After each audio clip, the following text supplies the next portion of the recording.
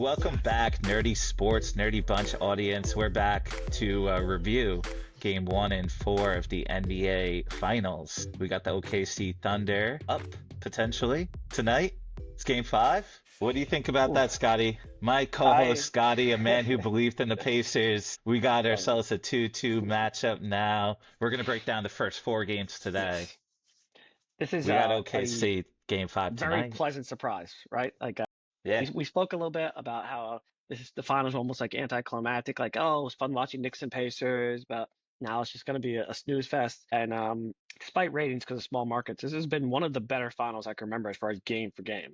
You always think of the famous LeBron coming back 3-1, and people forget that those were terrible finals. Game 7 was great. Game 1 through 6, it was like six blowouts, ugly games. And this has been really good finals. Like you've had two really good games. And even though two games were not like blowouts, in today's NBA, even a 15-point win is not that much. So I feel like we've been in for a treat, and I've been loving it. Been loving it.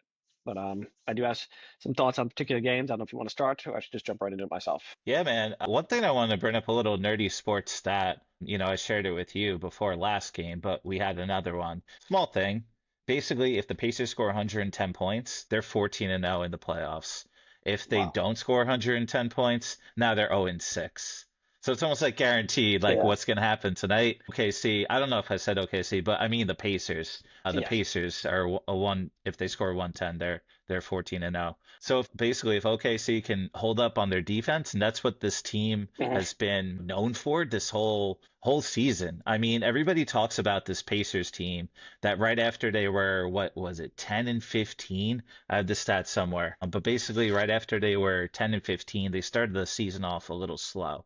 All of a sudden they played really well, and they were like a top 5, top 6 team in the NBA. But the OKC Thunder were by far the best team in the league, even including that span. They were actually a plus 13 point differential per 100 possessions, so net rating during that time, versus the Pacers, who were sixth in the league with a 4.6 net rating. Like that shows that big of a gap, how much better the Thunder are. And for me, if I'm looking at these four games, yes, so excited that they were actually good games. A Yes. lot of steals, a lot of aggression. Scott Foster has his imprint in the game last game, but at least we got exciting games. And unfortunately, 2 weeks ago when we spoke about this series, we were like, all right, is this OKC in 5, or is this going to be a sweep? And Mhm. luckily, we at least have a game 6. Yeah. And it's feeling like 7 at this point. But yeah, I mean, I'm happy, thrilled to be Curious wrong about that. about Yeah. uh about our predictions. And it's funny you mentioned that 1-0-10 stat because you look at the last game, Pacers 35 points in the first quarter, 25 in the second quarter, 27 in the third quarter. They only have 17 in the fourth quarter. If they get to 23, they hit that number, maybe they Yeah. win. It's butterfly effect. You can't say 6 more points if you 110, 111, but maybe they win if they just have a pretty good quarter. Instead, they had their worst scoring quarter of the game and one of their worst of the series. I guess props. I don't know if you give more props to OKC's defense in the end of that fourth quarter, or did the Pacers get a little tight? Because it crossed my mind that if I'm the Pacers and you're this massive underdog, when they're up 7 to start the quarter, or they were up 9 with 10 seconds left in the third, Jalen Williams gets the bucket. Do they almost get a little tight? And I don't think so because Rick Carlos is a great coach, but you're starting to look around the crowd. You can feel in the crowd is thinking, wait a minute, we're going to win the NBA Finals. You go up 3 games to 1. Traditionally, that's a lock. So you're kind of thinking to yourself, are we about to win the finals? So was it OKC's defense, or was it a little bit of the Pacers getting a little tight there at the realizing how close they were to being one step away, or having that 3-1 lead, which is traditionally kind of a lock for a win? What's your thoughts there?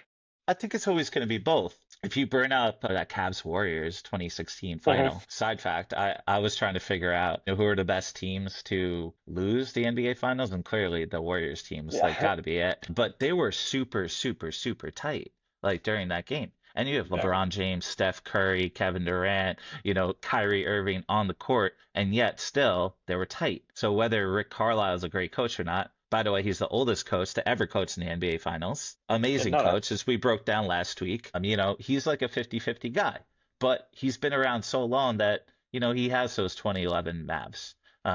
So he's able to build these championship organizations with subpar talent. And, if you break down the talent between these two teams, it's kind of close. If you think about like NBA draft, caliber, outside of Chet Holmgren, there's Mhm, nobody. There's no like star. You have Benedict Mathurin, sixth pick, and a bunch of second round picks, a bunch of undrafted guys.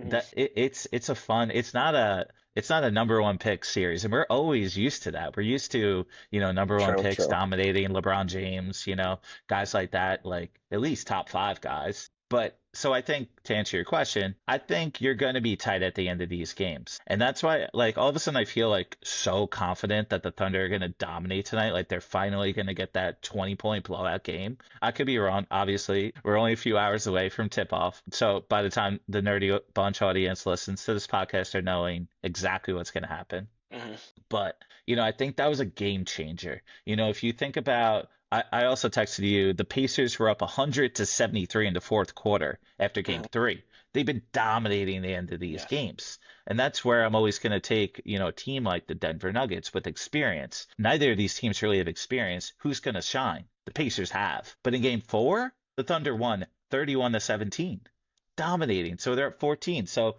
they covered that 17-point gap. All of a sudden now it's just a 3-point differential. Mhm. Nothing. It's even. Well, I mean, we're even 2-2. We're even in the fourth quarters, Yeah. but the momentum is heavily on OKC. Okay, okay.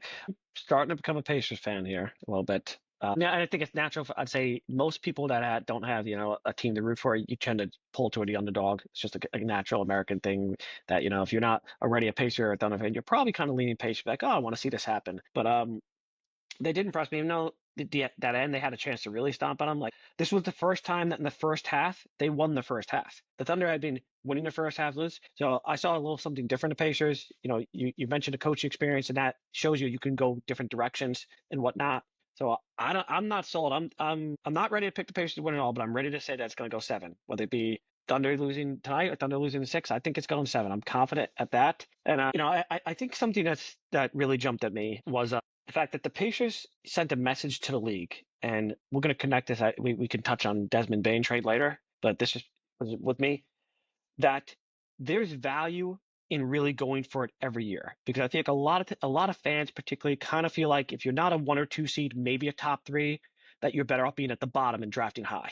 And you could maybe definitely say that for like 7 to 8 seeds, but a lot of people feel like that 4 or 5 zone is a lost. Like you're kind of in the void where you're not good enough to win or not. And I think what the Pacers really showed is like there's value in going for it because you just don't know how the brackets are going to break out. And I'm not saying I don't. It's going to come off almost insulting. It's not meant to, but you didn't. Nobody knows that Boston's going to go down. Everybody thought they would be the juggernaut East, and people are like, "Oh, Cleveland's really good." Well, maybe they didn't predict that Cleveland would kind of get tight and dare I say choke. You don't know how these things are going to fall out, and then you get to a Thunder team that's supposed to be so much better than you according to Vegas, and you're like, "Oh, we match up well. Maybe it's just straight matchups." There's lots of factors you can break down. Maybe different matchups like the Thunder dominating the Wolves, and the Wolves like have the Nuggets number. And the point being that I think the Pacers are trying to show people there's value in trying to go for it every year, which, like I said, we'll touch on the Magic saying, hey, you know what? We should go for it next year. Let's see if we can put out a better team in the East that's on the downside to start with. And there is an advantage of being in the East. In the East, you have a much easier path to get to the finals. And even if you're the massive underdog, whether it be the Pacers, the Heat a couple years ago, there's value in getting there. Yeah, you're probably going to lose, like the Heat most recently did as the 8th seed. But just getting there, there's value in getting you don't know. The Heat was actually 1-1 in that series before losing 3 straight. So there's value in just saying, hey, let's go for it. And I feel like too many NBA teams, they'll get to a level of where the Pacers are at, and by that I mean more seeded, like a 4 seed. They'll give it 1 year and say, you know what, we failed, tear it down. I mean, the coaching carousel we could touch on Thibodeau. Every coach that's won a championship in the past decade except for Kerr gets fired because it's like there's no value, and that's Rick Carlisle. He's one of the longest standing coaches. People are not valuing the idea of just being a good team and saying if we keep knocking at that door, maybe we'll bust through. So I think the Pacers kind of said a little bit because it's a copycat league of hey, there's value in putting out good teams. I think there's no way that the Magic make this exact trade without watching the Pacers and say, you know what? Like if the Pacers were down 3-0, got swept when this trade because this trade happens after 4 games. Do you think the Magic makes this trade? No way. But the Pacers saying, hey, put out a good team, put out a good starting five, put out a team that's 8, 10 teams deep, and you can compete with the superstars, the MVP literally in Shea, if you have a good teams.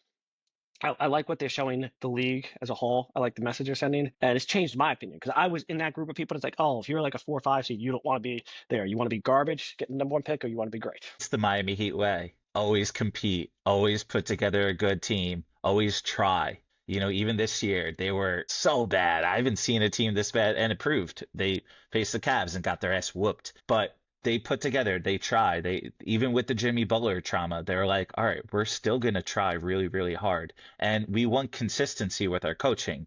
Eric Spoelstra Mhm. was given time to fail.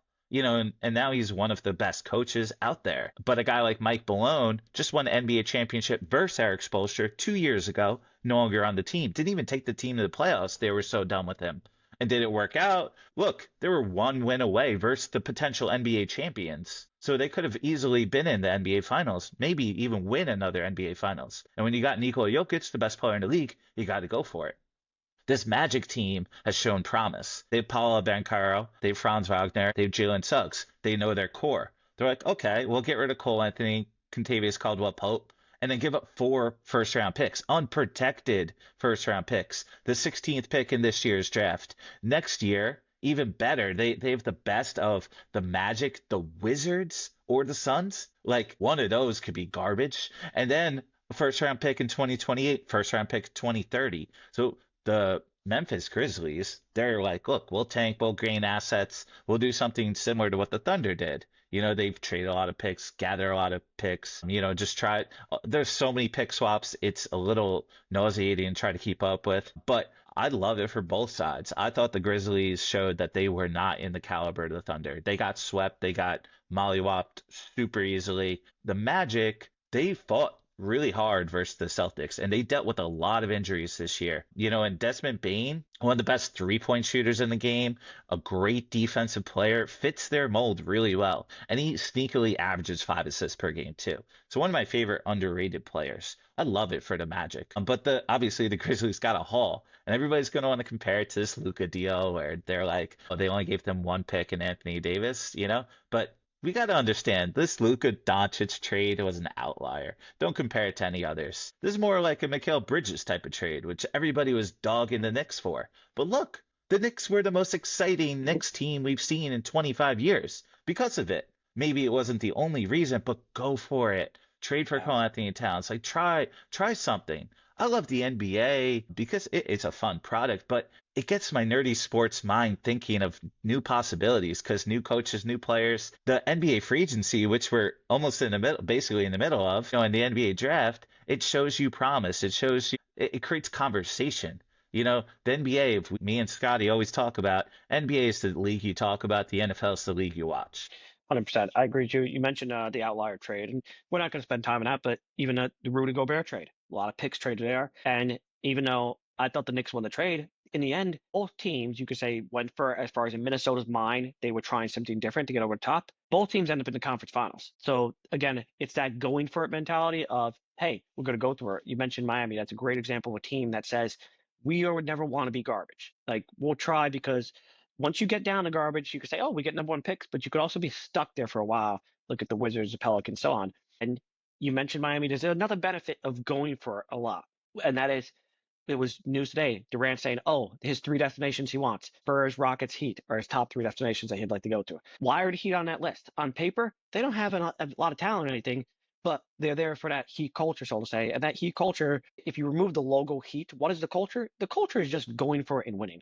And really more going for it than winning, because it's not like they've stacked up championships since LeBron left, but they're always trying. They're always pushing at getting every last ounce that squeeze out of that Florida orange, if you will, to try to go as far as they can. So I love what the Pacers are doing, and it looks like it could be contagious with the Magic. I think that's one of those win-win trades. Not a lot of them. That's a win-win trade. Magic need 3-point shooting. They get a great shooter. Grizzlies, I think, finally woke up and said, okay, with what's going on with the offseason stuff from Ja 2 years ago and this year and so on. A couple of years ago, they had a 2 seed. They said, okay, we could try to rebuild this fresh start, even though Ja's still young. So I think it's one of those rare win-wins. I like the atmosphere. I like what's happening. I want to tip my cap to the Pacers to really showing the NBA that, hey, you can do this with a team of a lot of talent, 10 deep. You don't need a superstar. Like, you can do this. And that's got me kind of pulling for the Pacers now. Just like I said, the way they're doing it is making me lean a little Indiana right now. So we'll see tonight. I'm super excited for the game, and I'm excited that we've had a great series. I'm a big fan of rooting for great teams succeeding. So when it comes to Oklahoma City Thunder, seeing this team that won 68 games, in the regular season, that's not often happening. 60 wins is really, really, really difficult. There's a reason why that 2017 Warriors team, 73-9, but they have that 15 in the playoffs. They missed that one game. Losing game seven destroyed their legacy in a way. So now they're known as potentially, I mean, it's really hard to compete with it, but the greatest Yeah, team to never win. And definitely. sadly, when the Pacers winning game one, all of a sudden I start thinking like, all right, wow, it's going to be a good series. Then the Thunder tied up. Even right before that game, OKC started at like minus 700 or 750. They started the series at minus 750 to win the series. Right after that game one loss, it was minus 330. I hopped on that bad boy. I'm like, all right, I love this. Like Thunder now winning at five. They won game two, by 16 points, like a good point differential. But then game three, yeah, it was on the road. But that was like, okay, all right, like the Pacers really got something going on here. Tyrese Halliburton, people are saying they got to step up, but like Dort is really like he's got his hands all over this guy. And, I think Halliburton has only shown how great he could be. And if you go down the list of this Pacers team, it's like I mentioned before, a bunch of second round picks, undrafted guys, even at like 11, 12, 14 range. Like Halliburton being the leader, 12th pick in 2020. I could go down the whole list, but Yeah. they're young. They're not really the Chet Holmgrens. And even Chet, like that 2022 like draft, like Chet's a great talent, good for him, but there's not this unbelievable superstar right now. But I want to harp back on this conversation about Desmond Bane. You got to go for it. And like this whole trust the process with the 76ers, you're establishing a culture of mediocrity. And like even your star in Joel Embiid, yeah, he's like incredibly talented, but he's not consistently there. And every time I have conversations with my bosses or even my girlfriend, it's about like showing up every day, doing your best every day, showing consistency. And if I'm a fan of a team, yeah, what are the odds of winning? 1 out of 30? Like the odds of Mhm. winning are really, really, really slim. But at least give me some hope and something fun to watch and something good to root for. Not to Mhm. harp on your Nets, but like what a Nets That's got these days, like but you don't want to be that. Like, yeah. your son's about to be born. Like, are you gonna establish him being like, let's be a Nets fan?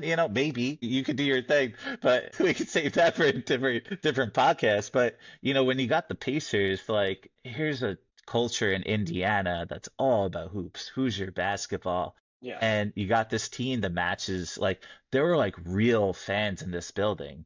Like the NBA as a whole isn't really showcasing the NBA Finals. It doesn't feel like the NBA Finals. It just feels like another regular season game. They don't have like the logo and the music and like the trophy on the I hate court. that. I want the trophy on the court. I want the logo. Yeah, they got YouTube advertisements everywhere. I get it. You want us to buy YouTube TV. Okay, but like, aren't we going too much into that? Like, show the love of the game. Like, if I had a son right now, I want to show him like this is a product you could love. Like, obviously give him options, but like this is something that's exciting. Like the Stanley Cup is drawing a lot more of my attention personally. Very physical battle between Edmonton and Florida. They're both very tight matchups though. Like, but I feel like it's not only Oklahoma versus Indiana, it's Mhm. also not a lot of stars, and the NBA is not doing a good job at like marketing it. Like this is one of the lowest rated finals for a reason, even though for a basketball nerd, it's incredible to Great. watch. It's just hard to Yeah. get like I was literally watching game four by myself, like being drawn away Friday night at a family party. Nobody really cared. And like, yeah, it's not a bunch of basketball fans in the family, but like normally they'll come and watch and see what's going on. But like even by the time like the Pacers were up big, they're like, hey, like Pacers are probably gonna win. You want to turn something else on? I was like, okay, I'll go into the den and throw it on myself. But like it's sad. It's sad. I'm like Yeah. watching This has been a alone. great finals. Great Yeah. finals. I mean, the last couple years, last year Boston Mavs, it's not a very good finals at all. We got Heat, Denver. Honestly, not that great finals. I feel like Bucks Phoenix was a good one. I think that had some good games, but we've had a lot of you go back to the Toronto year. It's a weird finals because you have Durant's injured before he misses. I believe it's game one and two. I'm trying to remember. Then he comes back, gets injured, and Klay Thompson gets injured. So it's like this weird finals where by the time the final game was played, it's just Steph. You kind of feel like you knew what was going to happen. I mentioned LeBron's famous comeback game seven. Those were bad games. Like this has been a great finals where you're just really enjoying the basketball. Like I'm watching all 48 minutes, and for basketball, even fans will only watch maybe the second half. Like I'm watching the entire game, and be like, wow, this is just great basketball. The pace is so deep. Everybody's got an imprint. You're watching people like Obi Top and T.J. McConnell putting big impacts on the game. It's just great to watch. Another undrafted guy, TJ McConnell, Yeah, it's Alex funny when I'm watching. I'm Caruso. like, shit, it's like, exactly. These guys, they remind you of each other as far as like they're just hustlers. The guys that never get. They incorporate the team themselves. They're players that remind you of the team as far as just keep trying and you're gonna break through eventually. Hmm. So it's just it's great to watch. I'm loving it, and I think we definitely answered the question. I remember we spoke about should the Pacers not run this back almost before the final start. I think obviously if you're the Pacers, you have to run this back because now you're saying to yourself, okay, we're as contenders as anybody, especially in this East next year with no Boston. At this point, I think we answered a question we asked a while ago, which was, would the Yeah, Pacers be favored by Vegas next year? I don't see how they can't be favored to get they're there not, by the next way. year. That is crazy to me. I mean, They're I'm looking not. at Boston without Tatum, and they And clearly the have the Knicks Knicks are both number. I'm ahead like, of cool. them. I don't know. Yeah, Listen, I'm rooting for Knicks. I was yeah. so into that Knicks series, but come on. Like, So let me break how does this that down for happen? you. Yes, Right explain now, this to me, please. 2026 NBA champions, the odds, according to Vegas, Okay, OKC plus 220. Big fair enough. old gap for number That's two. okay. Avs plus 850. Yeah, Knicks plus 950. Timberwolves and Pacers plus 1200. Rockets plus 1300. Lakers Celtics plus 1400. And the Magic, ninth place, plus 1600. Desmond That is Bane, not a confusing. big star, but they're least top 10. Yeah, it's a little Yeah, confusing for sure. I mean, the Miami's Cavs are the confusing plus one for me. 15,000, but whatever. But speaking of, last thing, and then you could cook. You want to go for it because, like you said, injuries are going to happen. One thing guaranteed in Happen sport, every year. injuries are going to happen. Yeah, the Heat team was good fighting. Like Jimmy Butler was amazing in the playoffs. But they're able to compete because like things are potentially always going to happen. You really yeah, okay. Like right now, I have a couple of questions for you. I mean, you could go wherever you want, but one bet I was looking at was Thunder in six. Thunder in six is even odds right now.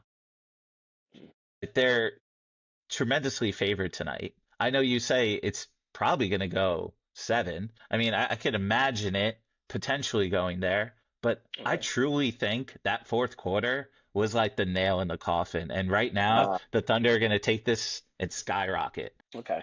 So I think it's not the same as far as it was this was not like a choke job or anything. This was a comeback where it was like a slow and steady comeback. They're down seven, then like it takes them 4 minutes to cut it to like five, and another 4 minutes cuts to like three. So they kind of clawed. So by no Well, means yeah, I'm saying Indiana choked, but I no, do feel like there's a little similarity between the game four and game one, where you feel like those were the two games that were the series swinging games. I know it's hard to swing a series on game one, but the Pacers did it to the Knicks, where it's like totally you did. swing where you feel like if the Pacers end up winning the finals, it really all comes back to game one. And if the Thunder end up winning the finals, it all comes back to game four because you have those two games where it's like the other team should win and you give up that loss. And in a competitive series, that's going to be at least 6 games. Giving up a loss like that, you just can't normally survive it. That's really what happened to the Knicks. You feel like even like they lose game one, they think you could never crawl out of that hole. The Thunder are so good that even though they're the team that lost game one, they can. But for the Pacers, being that underdog team, you feel like you had to close out that game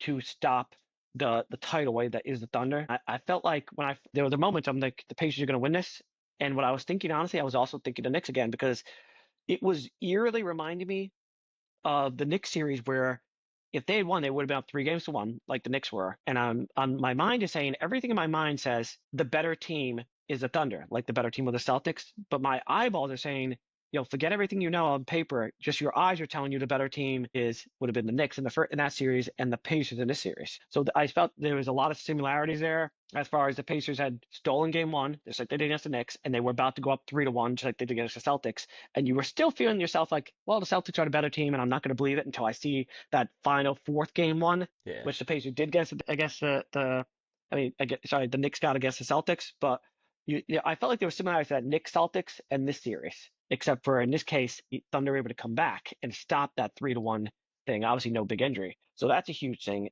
And I will touch on those injuries for a second. That the NBA playoffs are like the NFL. It's Hmm. not. It's there is a little correlation there. You need to win 16 games. The NFL used to be 16, now 17 games.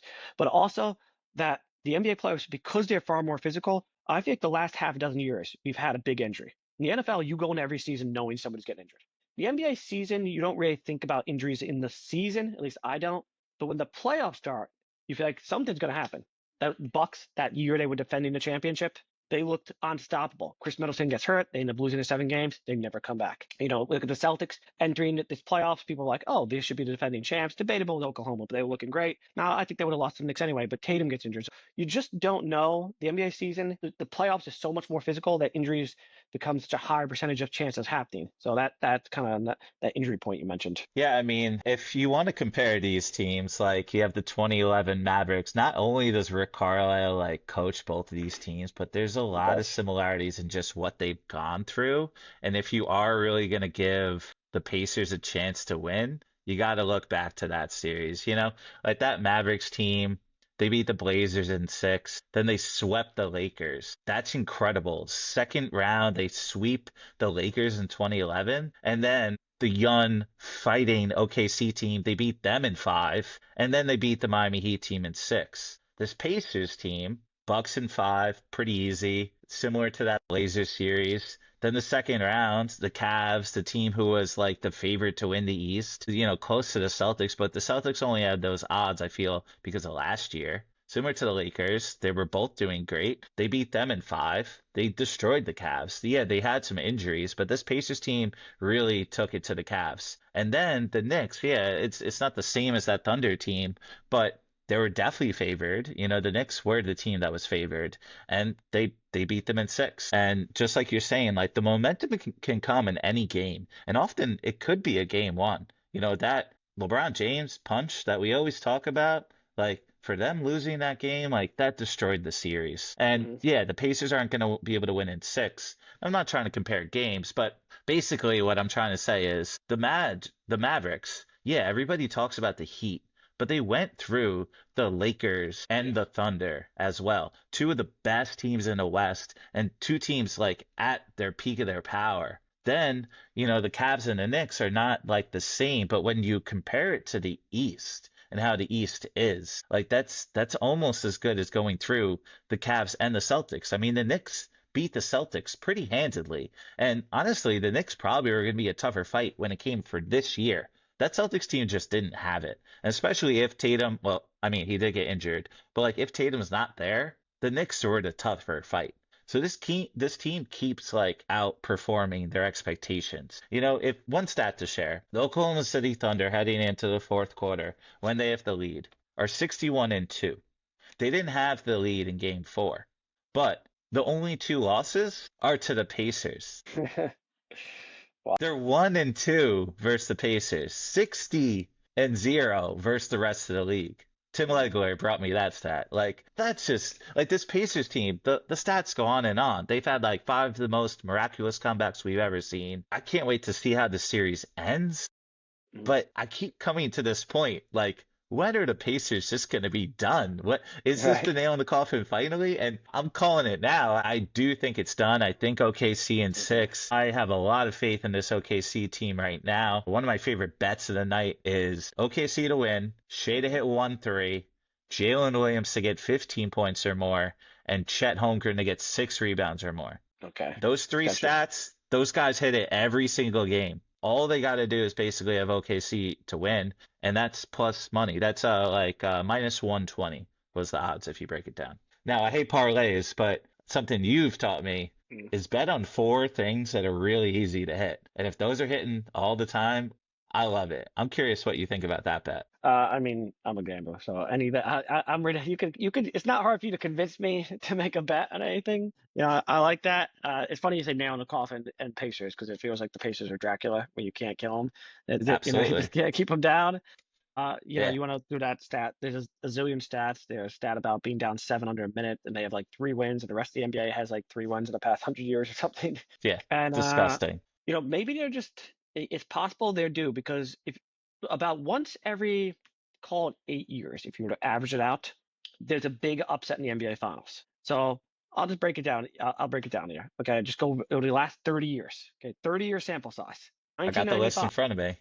Let's see. 1995, we got the Houston Rockets seed, lowest seed to ever win a championship, right? They beat Okay. Shaq and the Magic, Penny Hardaway. I understand I had the directions right. What I'm saying is it'd be like a big No, upset that when the the playoffs Magic start. are So now Come we on, go you don't forward. think Shaq and Penny Hardaway are going to win the championship? I Sure. did. Right? We I go was forward. 5, but still. 9 years is, of course, the Pistons. Right? So that's a 9-year gap. You get the Pistons. Right? Then we go forward. That's '04. We go forward, of course, to the Heat. 7 years later, we have Dallas beating the Heat. Rewind a little bit there. 2004, another Shaquille O'Neal NBA Oh, Finals poor Shaq, loss. man. King Kobe, Hit on Shaq.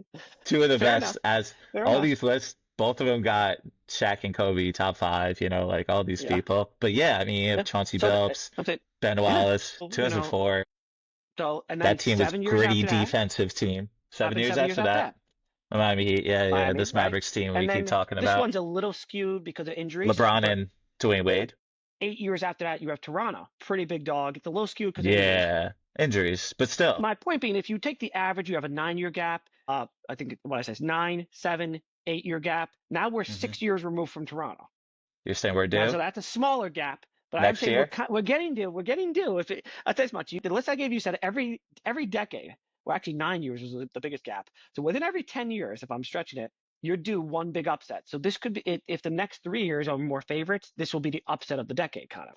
You could also look at it as in the decade. I know some of these overlap, but about every so often you kind of have that weird one where it's like, oh, how did that happen? So I That's guess we true. kind of do if you believe in stuff like that. If you, that's kind of more like the stars and luck and stuff like that. But my point being, it's not even so much like luck or stuff like that. And this even goes back to the main point of today's show. If I were to give the name for today's show, and you're in charge of that one, I'd be about never give up. Basically, you should always put your best out there. That's good for life in general, people. But Never give up. that that about every 8 years, let's call it roughly, if I take the average of those four situations combined, somebody wins a championship that you would have said never going to happen.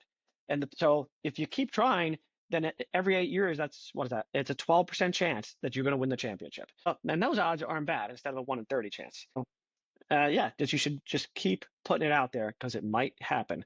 And I'm loving any type of parlay you want to throw out there in general. I mean, next Wednesday we got the NBA draft, and I think one of the best Ooh, things we could do is break down like how the Pacers and the OKC Thunder got to this point. That's why I pulled out, both teams to list of like what picks and so at the end of the day, Shea and Chet, wherever they're drafted, they could be the next Shaq and Kobe. They could be the next LeBron and Dwayne Wade. Like they totally can. Like those two specifically, Jalen Williams is gonna be that like Chris Bosh, like underrated superstar type of guy. This Thunder team is stacked and ready for greatness for the future. I keep talking about this team being like we keep saying dynasties are done. Was it 7 new champions over the last 7 years? This team could be that outlier. This team could be the one to break through the boundaries, break through that, become the dynasty. for sure. I don't know. We'll see. I mean, Shea right now is 600 points. He's reaching a new club. If it goes 7, he could easily break through the 700 point barrier, which, you have Kawhi at 732. You have LeBron James at 748. It doesn't happen often. Those are the only two in the last 2 decades. The Wow. 700 point club is really, really hard to get. Before that was Allen Iverson with 723, and then Shaq right before that 707. That's 2001, 2000.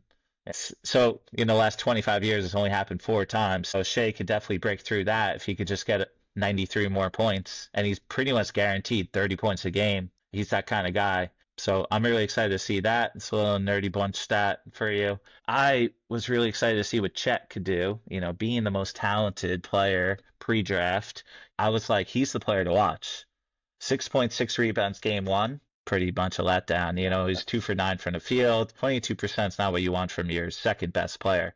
But then game 2, 3, and 4, you got 15 and 6, 20 and 10, 14 and 15, basically averaging 50% shooting. So he's back in action. I think Alex Caruso is the biggest outlier right there. I mean, being an undrafted guy, TJ McConnell too. He was like the only bench player to get like some wild stat where it's like 10, 5, and 5, 10 points, 5 assists, 5 steals in like the amount of time he gets on the court. Kudos to him. Alex Caruso, similar. Last game, 20 points, 5 steals. Game 2, he got 20 as well. He's doing a lot. He's not the guy that you're typically going to think is going to score 20. You think it's clearly going to be Shea and Jalen Williams carrying their team when it comes to points, and they win because of their defense. As I mentioned again, to repeat, this team was plus 13 point differential, over 100 possessions, closing out the season. and that's like a 80 game sample size. So that's not a small margin. This team's used to dominating, and they really haven't dominated. As you mentioned, like, yeah, game four was tight. With like 45 seconds left, there was a 1 point game, and the Pacers didn't score for the last like 3 minutes. I think they got 1 point. Yeah, 1 point over the last 3 minutes. That's not a choke, I don't think, because it happens all the time. But if you want to close out a game, you need to prevent the team from scoring in the closing, you know, seconds. And that's what this Pacers team does best. It's all about that like last 45 seconds, biggest comebacks. But this team, the Thunder, was able to shut them out, close them out, literally prevent them from getting a bucket. They only got one free throw in the last 3 minutes. So a couple interesting things, yeah. The numbers are a little skewed as far as them not scoring in the end because, you know, God, poor Mathurin there. He goes 0 for 4 in the foul line in the very end. If he's a good foul shooter, he should hit at least 3 of those. Then they have a couple points and they have a chance at the end. And I didn't really want to go over it to be like it's one player's fault that you lose because I think they're going to lose anyway. That being said, he's at the line. They're down 4, 23 seconds. He's at the line. He goes 0 for 2. Then he gets a foul off the ball. On top of it, him that gets the foul, so them to get a foul shot and the ball, so they actually get 3 foul shots. Then he goes over to another 0 for 2 for the line. So it's like in that span, that last 23 seconds, he goes 0 for 4 and commits the additional foul, the foul that's an off the ball foul, so it's a free foul shot.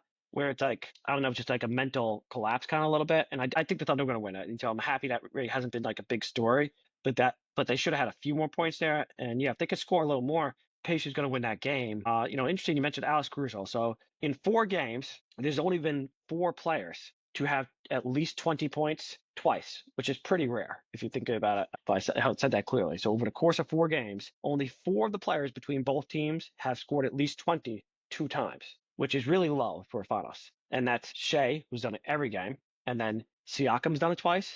Jalen Williams has done it twice. And Alex Caruso has done it twice. And the one that Alex Caruso jumps out is he did it in game 2 and 4, both Thunder wins. So in both of the Thunder's wins, he breaks 20 points. So you could argue, is he like the linchpin there going along? And I think, I think a different big picture thing is stars are the NBA.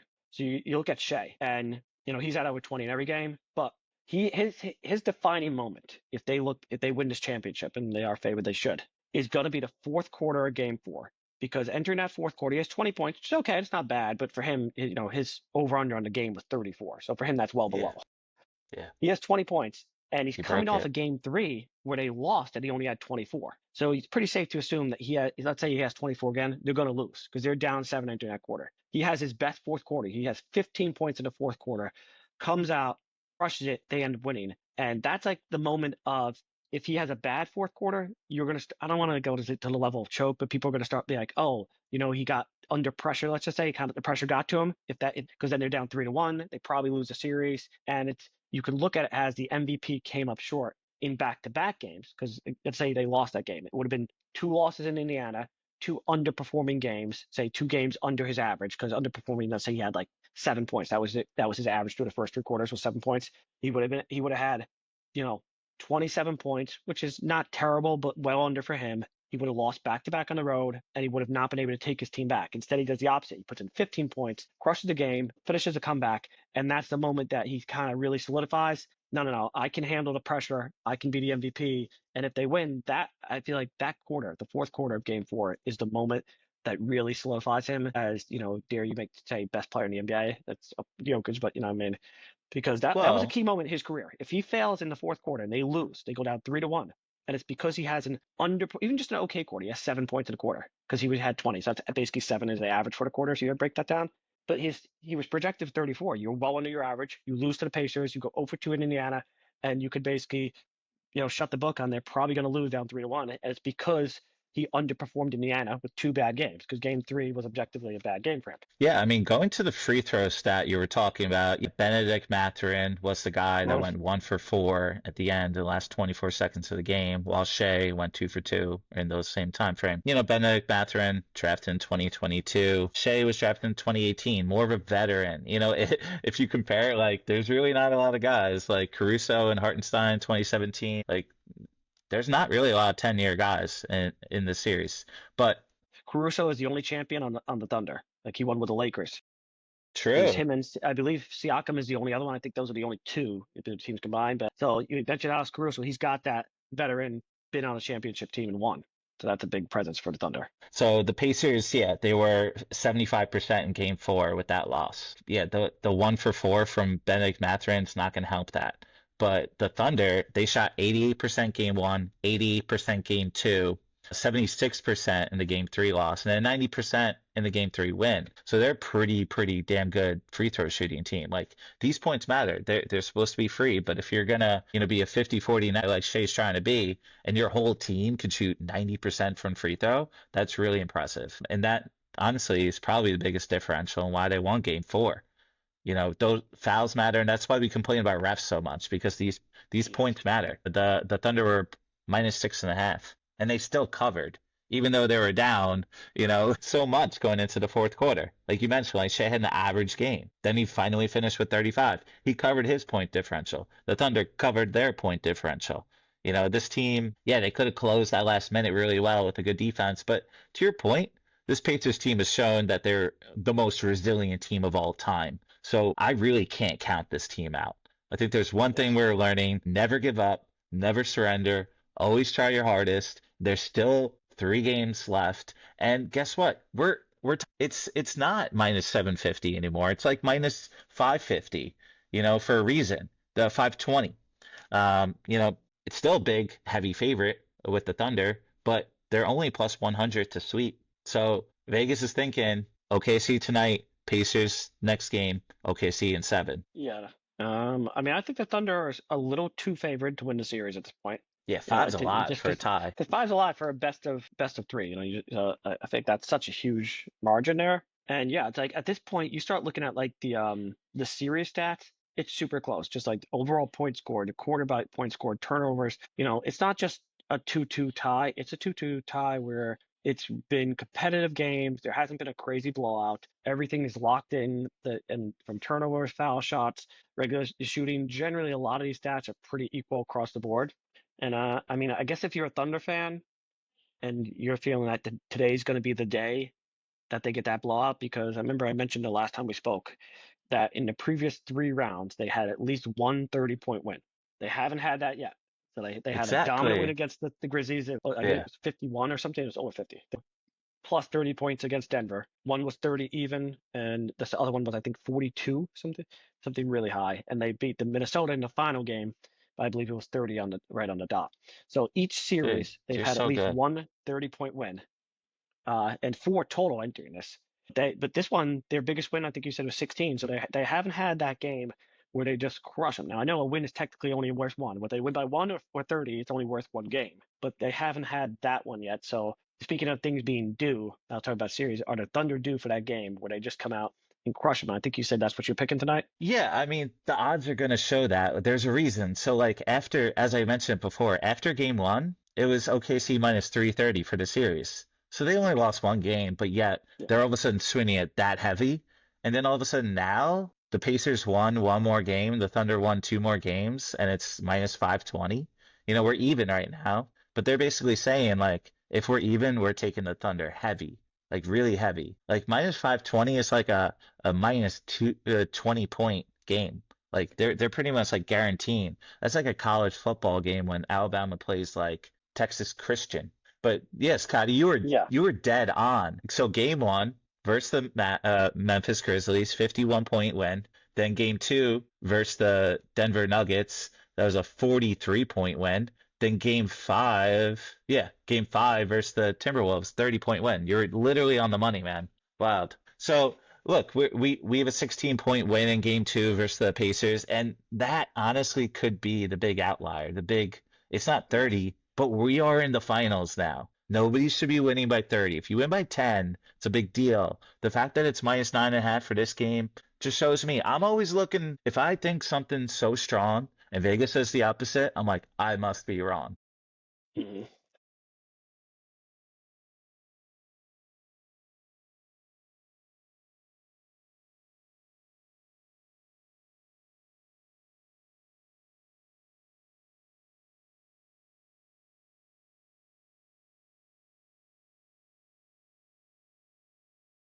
That's right. I read a stat that said this series I said is actually mirroring the Denver one. So if you Versus the take Heat? out Yeah. no, the Denver OKC. Oh, So yeah, if yeah, you yeah. take The out seven game. the big the 42 point blowout there, 43. Game 1, Pacers win by 1 on a buzzer beater. Denver wins by 2 on a buzzer beater. Game 2, OKC wins, although this was not a massive blowout, but they get their biggest win, 16 points. Game 3, Pacers won by 9. Do you know what the Nuggets won by Game 3 by? 9. They won by 9. And then Game 4, OKC comes back and wins by 7. Game 4 for Denver, OKC came back, and they were both down in the fourth quarter, by the way. OKC's down entering the fourth quarter. They win by 5, so pretty close, 7-5. Both Game 4s, they were down entering.